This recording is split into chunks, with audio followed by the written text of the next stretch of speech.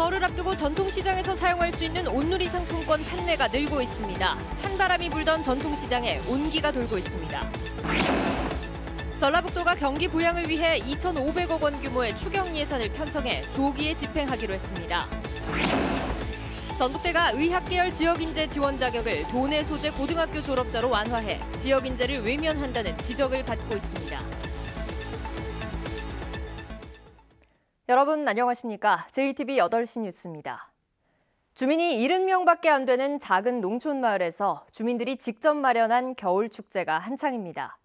규모는 작지만 다양한 놀거리와 먹을거리가 있는 알찬 마을 축제장에 하원호 기자가 다녀왔습니다. 마을 앞 빈논에 물을 대 만든 커다란 썰매장이 아이 어른으로 가득합니다. 꽁꽁한 얼음판 위를 미끄러지듯 내달립니다. 아이들에겐 새로운 추억이 쌓이고 어른들은 옛 추억을 떠올리며 동심에 빠집니다. 고향 생각나죠. 어릴 때 코 올리기 시절 너무 생각나요. 엄마 아버지 생각나고. 겨울철 빠질 수 없는 맨손 송어 잡기 체험. 잡힐 듯 잡히지 않는 송어를 쫓아 첨벙첨벙 물속을 헤집습니다. 기다란 철사줄에 매달려 하늘을 나는 기분도 화려한 놀이공원 못지않습니다. 처음에 타니까 되게 떨리고 긴장되고 그랬는데 처음 막 내려가고 막 엄청 빨리 가니까 막 재밌고 신기하고 막 그랬어요. 신나게 노느라 출출해진 뱃속. 연탄불에 노릇노릇 구운 밤으로 허기를 달랩니다. 작지만 없는 게 없는 알찬 축제. 모두 주민들의 손으로 직접 만들었습니다. 마을 주민이라곤 70명이 전부인 이 작은 마을에 주말마다 1,000명에 가까운 인파가 몰립니다. 어르신들이나 그리고 아기들이 즐겁게 또 추억에 젖고 이렇게 하다 보니까 이렇게 많이 오는 것 같아요. 소박하지만 따뜻한 정이 넘치고 웃음이 가득한 마을 축제가 관광객들에게는 추억을, 주민들에게는 농한기 쏠쏠한 소두건이 되고 있습니다. JTB 뉴스 하원호입니다. 설을 앞두고 전통시장에서 사용할 수 있는 온누리 상품권이 불티나게 팔리고 있습니다. 항상 찬바람만 불던 전통시장에 적잖은 온기를 불어넣고 있습니다. 보도에 송창용 기자입니다. 설이 일주일 앞으로 다가오면서 전통시장이 서서히 활기를 띠기 시작합니다.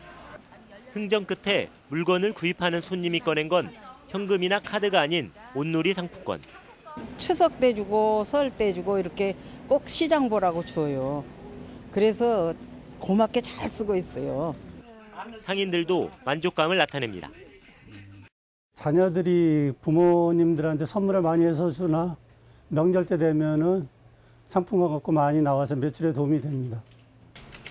2009년에 처음 도입된 온누리 상품권이 최근 불티나게 팔리고 있습니다. 전국에서 올해 1월분으로 3천억 원어치를 발행했는데 이미 거의 동났습니다. 시작하는 당일날 약 한 90% 이상 판매가 됐고요. 그리고 지금 추가 주문을 더 했고. 개인 할인율을 이달 말까지만 5%에서 10%로 한시적으로 높인 게 주요했습니다. 또 소득공제까지 받을 수 있어 소비자는 일거양득입니다. 10%라는 것이 저한테도 또 너무나 이문이 되고 이렇게 쓰는 것도 편리하고 재래시장도 살리고. 기업 등 단체에서 구입해도 이달 말까지는 5%를 할인받습니다. 이에 따라 2017년 600억 원을 넘어선 온누리 상품권 판매액은 올해 800억 원을 넘어설 전망입니다. 전통시장 상인들의 소득도 증가가 되고 있고요. 시장을 찾는 사람들이 많이 늘고 있어서 전통시장 활성화에 많이 기여를 하고 있습니다. 하지만 온누리 상품권 판매액이 크게 늘어나면서 전통시장 외 사용과 상품권 깡 등 부정유통 가능성도 커지고 있어 감시 강화도 필요합니다. JTB 뉴스 송창용입니다. 전라북도가 새해가 시작되자마자 추경 편성을 추진합니다. 이미 올해 예산의 절반을 상반기에 쓰기로 했는데 최대한 빨리 많은 돈을 풀어서 가라앉은 경기를 부양시키겠다는 겁니다. 권대성 기자입니다. 올해 전라북도 예산은 7조 530억 원, 역대 최고 규모입니다. 그런데 새해가 시작된 지 한 달도 안 돼 추경 편성이 추진되고 있습니다. 전라북도는 빨라야 5월에나 하던 추경을 올해는 3월 말이나 4월 초에 도의회 승인까지 받을 계획입니다. 추경 규모는 2,500억 원 안팎으로 예상됩니다. 올해 본 예산의 67%를 상반기에 쓰기로 한 상황에서 추경 편성까지 서두르는 건 최대한 많은 돈을 빠르게 풀어 가라앉은 경기를 띄우겠다는 의도입니다. 상반기 불확실한 경제 상황과 고용 감소 위험에 선제적으로 대응하여 침체된 지역 경제의 활력을 도모하고자 합니다. 시군은 앞다퉈 지역 상품권 발행에 나섭니다. 지난해 5개 시군에 이어 올해는 5개 시군이 새롭게 상품권을 발행합니다. 10개 시군이 발행할 규모는 3,123억 원. 지난해보다 3배가 넘는데 상반기에 집중 발행됩니다. 정부는 발행액의 4%를 시군에 지원해 상품권 할인 판매를 돕습니다. 소비자들은 좀 더 저렴하게 상품권을 구입해서 물건을 살 수가 있게 되고요. 그다음에 지역에 이제 소비되는 것들이 전부 다 지역 경제 내에서 선순환되기 때문에 활기가 좀 일 것으로 기대가 됩니다. 전라북도와 시군의 대규모 재정 집행이 지역 경제 활성화의 마중물이 될지 주목됩니다. JTB 뉴스 권대성입니다. 전북대가 2020학년도 입학 전형을 발표했습니다. 의치대 지역인재 지원 자격과 수능 최저 기준을 완화한 게 특징인데요. 하지만 다른 학과에서는 지역인재 선발을 하지 않아서 거점 국립대로서의 책무를 소홀히 한다는 비난을 사고 있습니다. 조창현 기자입니다. 올해 전북대 입학 전형의 특징은 의학 계열의 지역인재 지원 자격을 완화한 것입니다. 이전에 지역인재 지원 자격은 부모와 학생 모두 전북에 거주하거나 중고등학교를 전북에서 졸업해야 가능했습니다. 하지만 올해 입시에선 전북 소재 고등학교 졸업자면 지역 인재로 인정받습니다.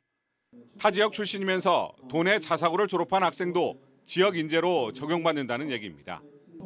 정시에만 있던 예체능 실기 전형을 수시에 신설한 것도 주요 변경 사항입니다.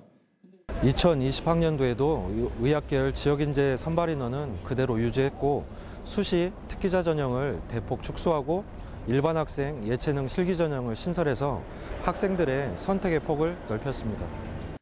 그런데 전북대 입학 전형의 가장 큰 문제는 지역인재 선발에 매우 인색하다는 것입니다. 전북대는 의학 계열에서만 80여 명, 전체 모집 인원의 2%가량만 지역 인재를 선발할 뿐 일반 학과에서는 단 한 명도 뽑지 않습니다. 수시 전형 모든 모집 계열에서 정원의 10% 이상인 450여 명을 지역 인재로 선발하는 전남대와 큰 대조를 보이고 있습니다. 전북대를 제외한 8개 지역 거점 국립대는 해마다 수백 명씩을 일반 학과에서 지역 인재 전형으로 선발하고 있습니다. 지역 인재 전형을 많이 살려니까 우리 지역 애들이 이 지역에 졸업하고 이 지역에 봉사를 하지. 다른 지역을 많이 와봤자 다 떠나가는데. 전북대는 2021학년도부터 혁신도시 이전기관 관련 학과에 한해 지역인재 선발을 계획하고 있지만 극소수에 그칠 것으로 보여 거점 국립대 책무에 걸맞는 학생 선발 제도 변화가 필요하다는 지적입니다. JTB 뉴스 조창현입니다. 한밤중 아파트에서 불이 나 주민들이 대피하는 소동이 빚어졌습니다. 오늘 오전 1시 6분쯤 전주시 덕진구의 한 아파트 1층 필로티에서 불이 나 소방서 추산 1억여 원의 재산 피해가 났습니다.